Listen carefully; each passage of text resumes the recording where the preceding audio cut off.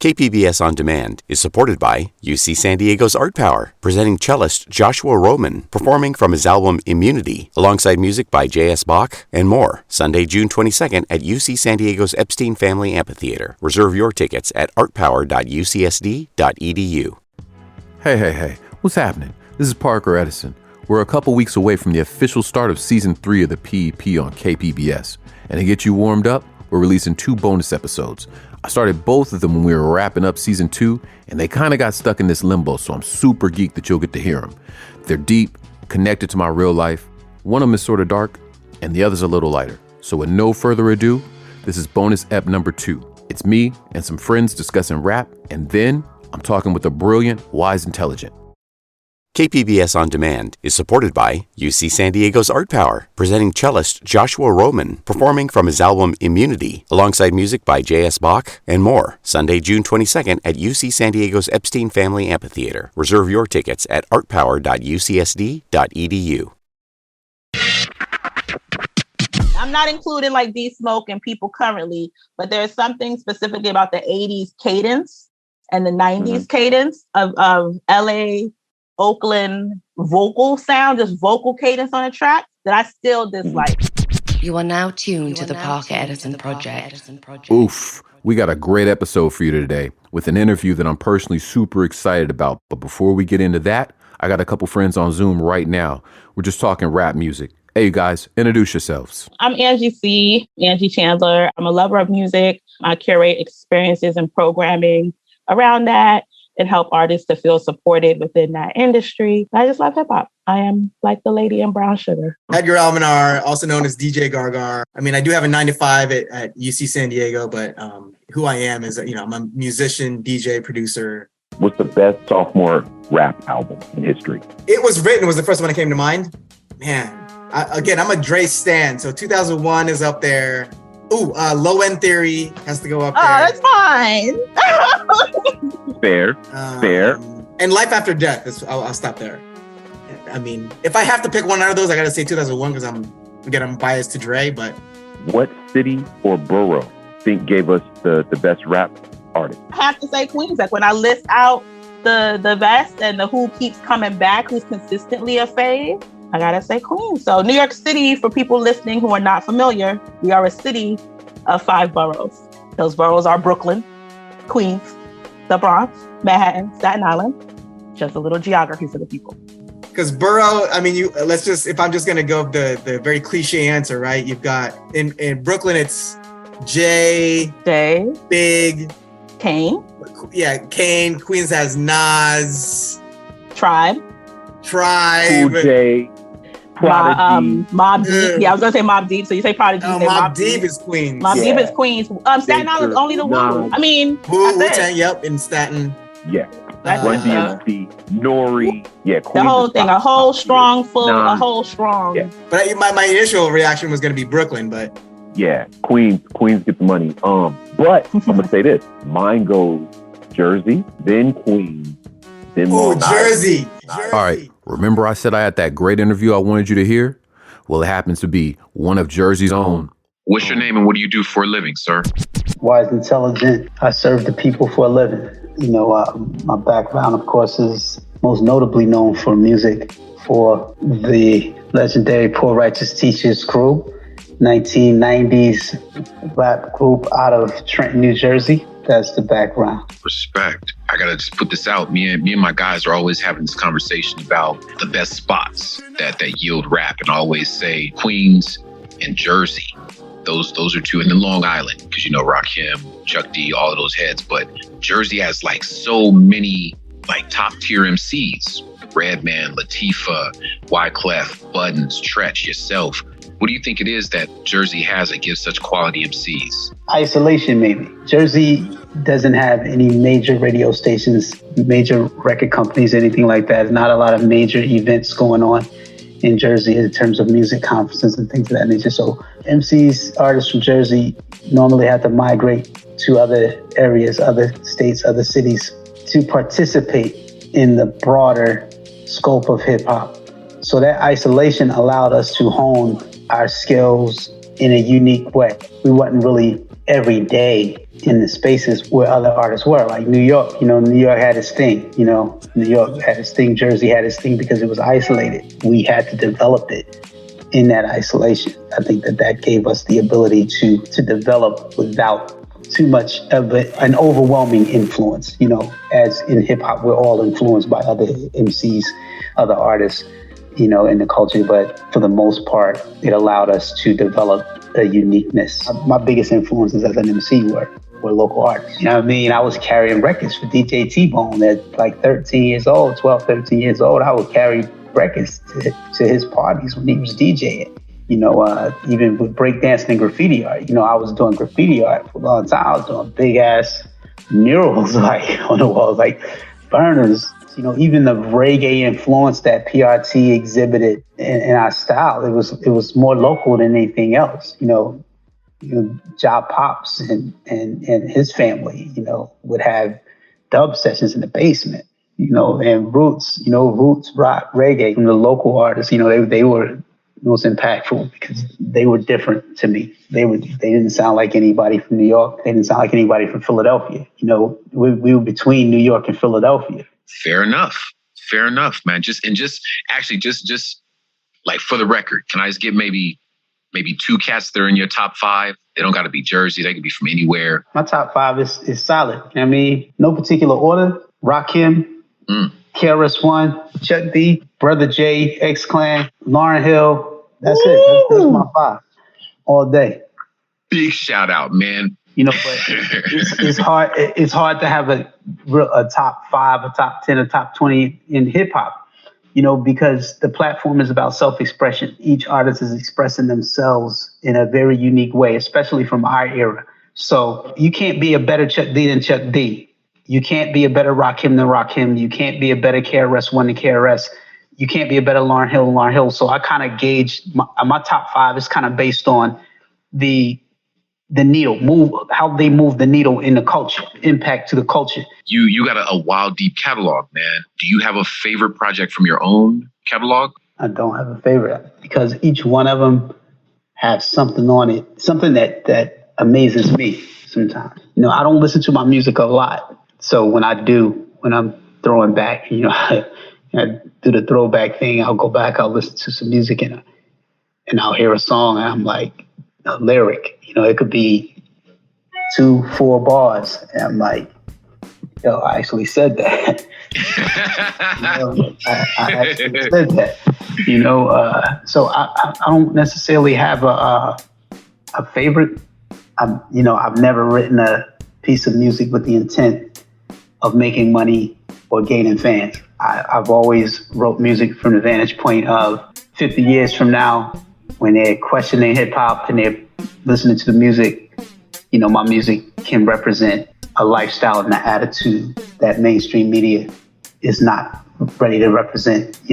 When they say, okay, hip hoppers was on lean, they were lean drinkers, they were drug sniffers, pill poppers, gangbangers, shooters, and murderers. They'll have this time capsule.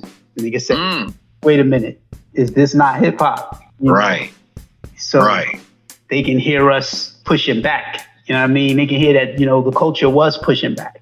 Mainstream doesn't define what hip hop is, so I'm writing from that vantage point. I'm going to control this narrative for the historian that's looking back 50 years from now. See? Hooking y'all up, right? Hey, stick around. I'm going to hit this commercial. We coming right back with more of the PEP. Stay tuned for more of the PEP. In 2023, hip-hop is turning 50 years old, and there's no better way to celebrate this monumental anniversary than by playing the Questions Hip-Hop Trivia Game, based on the acclaimed live event turned online show and podcast of the same name. The Questions Hip Hop Trivia features 300 cards to challenge and entertain everybody from casual listeners to the most die-hard liner note reading rap nerds. The Questions Hip Hop Trivia, available wherever you get games and books, or order yours at www.questionshiphop.com. KPBS On Demand is supported by UC San Diego's Art Power, presenting cellist Joshua Roman, performing from his album Immunity, alongside music by J.S. Bach and more. Sunday, June 22nd at UC San Diego's Epstein Family Amphitheater. Reserve your tickets at artpower.ucsd.edu. What's your favorite place that you've seen rap show up in fashion, the aesthetic and commercials, the sports realm, media? I'm a sucker for like in a movie or a TV show when, it could be something happy, it could be something intense, it could be something sad. And then the beat drops at the exact right moment to match the visual. And then, even better than that, when like the lyrics, they find the snippet of the song where like the lyrics match the visual. That's like my favorite application of hip hop, of rap. And now back to the PEP. All right, we're about to get into the second half of this interview with Wise Intelligent. I've been a huge fan of his music since the 90s, and a big reason for that is his approach to balancing the music and the business. Man, I gotta ask this personally, purely for myself, man. The outro to your 1996 New World Order album with Poor Righteous Teachers, which features Lauren on Allies, man, and the Fugees. You got a skit where you essentially describe the signing of the Patriot Act like 6 years before it occurred, man. Do you know the outro that I'm talking about? Yeah, I do. The executive orders. Bruh, how were you so on point with those predictions? Because it's a few of those that came right into existence like 5 to 10 years after you did that. We studied a lot. We paid attention to what was going on, not just in our hood, but around the world, global politics, the geopolitical reality. You can see certain patterns, you'll see certain things, and they don't put laws into effect that they're not going to implement, at some point. It's like they're not writing it just for the sake of writing it.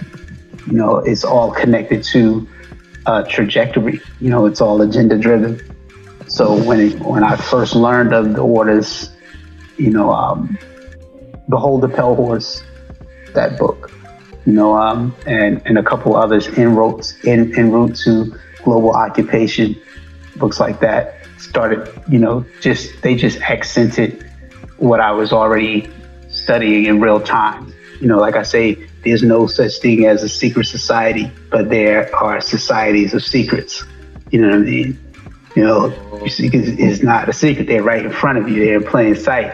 It was always about just knowing what was going on in the world and responding accordingly. You know what I mean? Doing what I felt I needed to do to make people aware and at the same time put myself in a better position. Because my thing is that has been, as I mature, my understanding, my growth and development, I realized that we don't have to fight against these systems. These systems are wired in a way where they're going to implode. When you say stuff like that, man, and share these types of knowledges on your records, I could see where that could be perceived as being controversial. Have you ever had to deal with pushback for this type of honesty? Absolutely. On the record label itself, we would have questions from staff members at the record company about certain things we'd say and views. And this is the thing about institutional control. Power is exercised at the institutional level, right?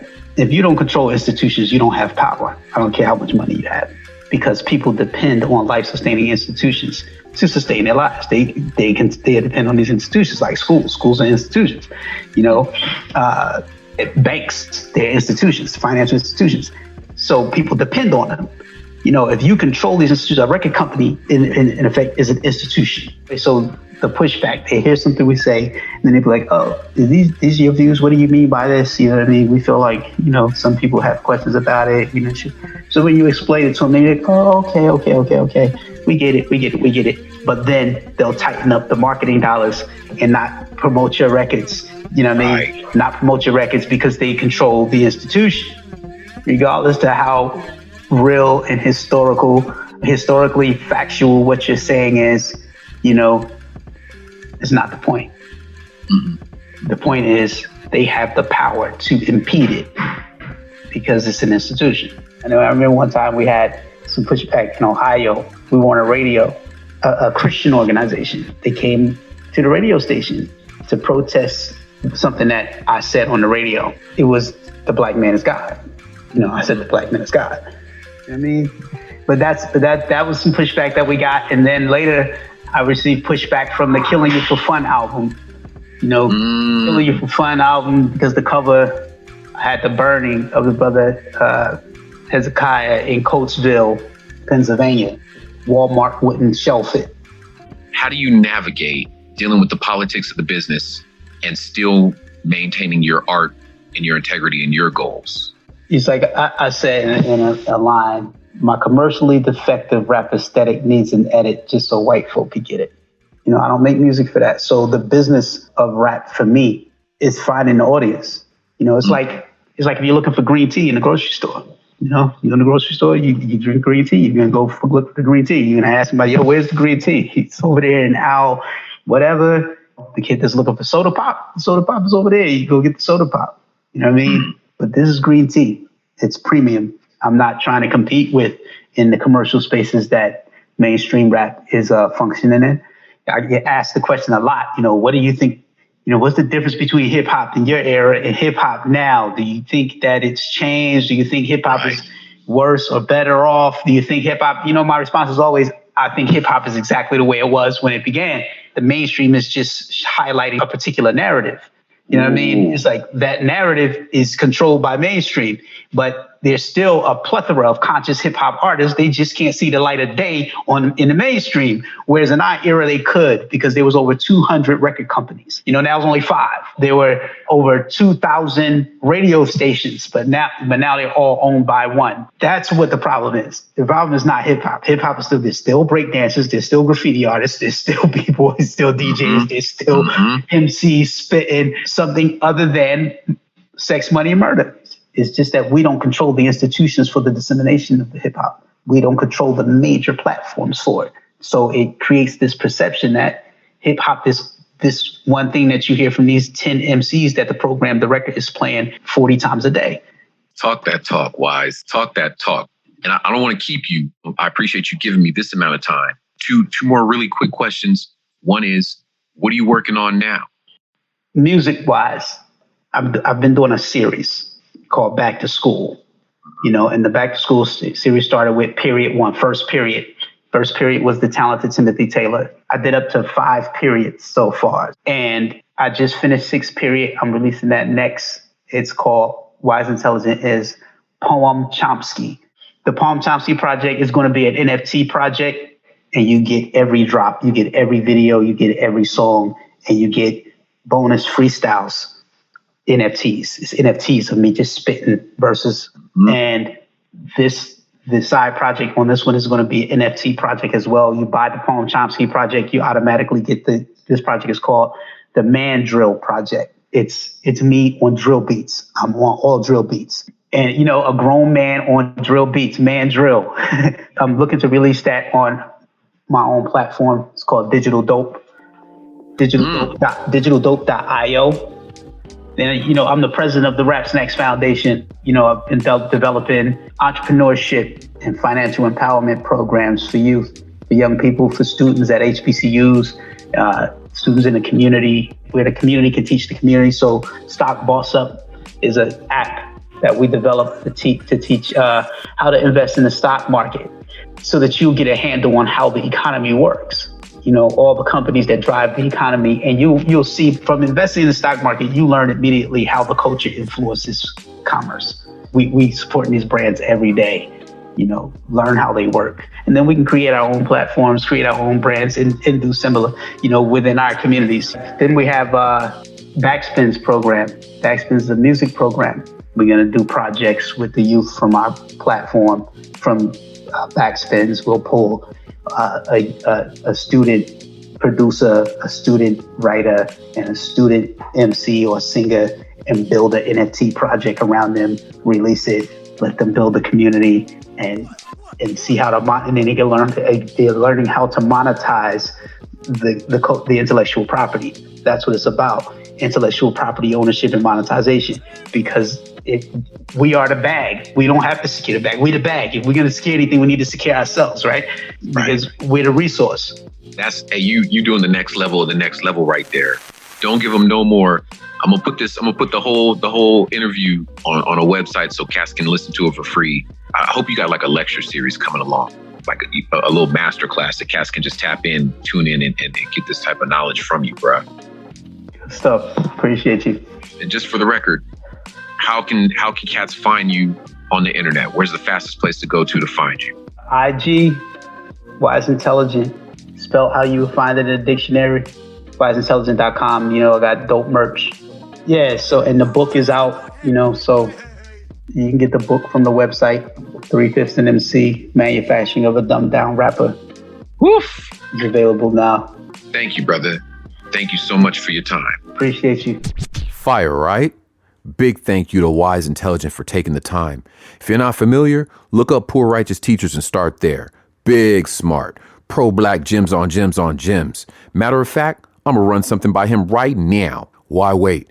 This is from his 2018 solo album, Ponzi. It's called On Everything.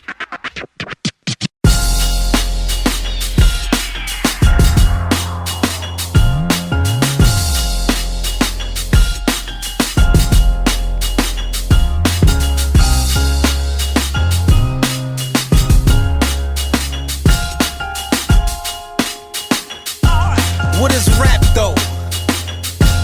What does any of that matter if we unable to answer why these I'm just clap for? Why the math be aligning when my baby sit behind me while I'm driving and that bullet pierce her window? I'm singing from the get-go.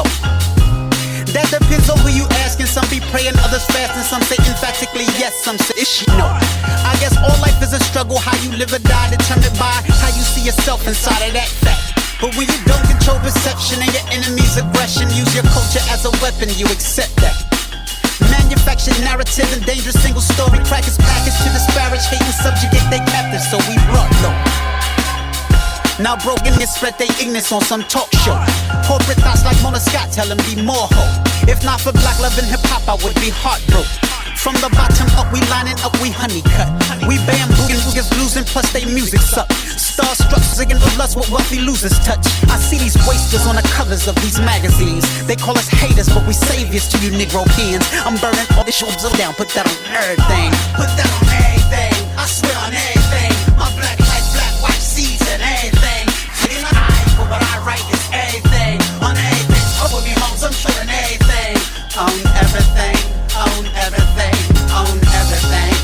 I put that on everything. My black life, black, white seeds and everything. What is race raps? How does any of that matter when these manufactured rappers literally bend over backwards smiling? Thanks for stopping in. Parker Edison Project is produced and hosted by yours truly, Parker Edison, and the good people at Platform Collection. Be sure to subscribe and catch the next episode on Apple, Spotify, or wherever you get your podcasts. If you have any comments or questions, visit theparkeredisonproject.com and please leave a review so people can see what you think of the show. My guy Chris Reyes is our head editor. Adrian Villalobos is media production specialist. Lisa Jane Morrisette is director of audio programming and operations, and John Decker is senior director of content development. This programming is made possible in part by the KPBS Explore Content Fund. And I love saying that because it reminds me of Sesame Street. And special thanks to my roundtable guests, Angie C. and DJ Gargar. Seriously, y'all stay safe out there. Keep hip hop alive.